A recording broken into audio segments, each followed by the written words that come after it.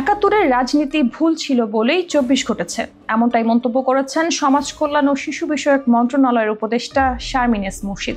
গণস্বাস্থ্য কেন্দ্রের প্রতিষ্ঠাতা বীর মুক্তিযোদ্ধা ডক্টর জাফরুল্লাহ চৌধুরীকে একজন সত্যিকারের দেশপ্রেমিক উল্লেখ করে তরুণ প্রজন্মকে তার কাছ থেকে অনুপ্রেরণা নিতেও জানান তিনি।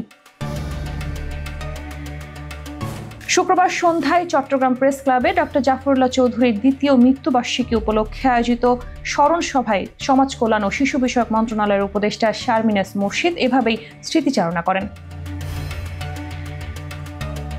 তিনি আরো বলেন, ১৯৭১ সালের মুক্তিযুদ্ধের মাধ্যমে এই দেশ স্বাধীন হলো, কিন্তু এরপর বীর মুক্তিযোদ্ধাদের আমরা কাজে লাগাতে পারিনি, তাদের সুস্থ করতে পারিনি। মুক্তিযোদ্ধাদের খালি হাতে খালি পায়ে গ্রামে ফিরে যেতে হয়েছিল।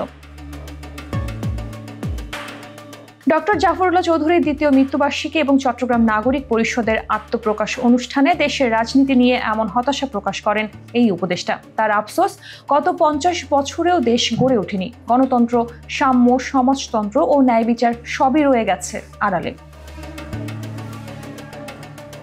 তরুণদের উদ্দেশ্যে তিনি বলেন, রাজনৈতিক দলগুলোর সংস্কৃতি আজও বদলায়নি। তরুণদের এই বাস্তবতা বুঝতে হবে। পেছনের পচে যাওয়া ধারা গ্রহণ করলে ভুল হবে, আদর্শে দাঁড়াতে হবে। এ সময় তরুণদের ডক্টর জাফরুল্লাহ চৌধুরীর পথ অনুসরণ করার পরামর্শ দিয়েছেন শারমিন এস মুর্শিদ।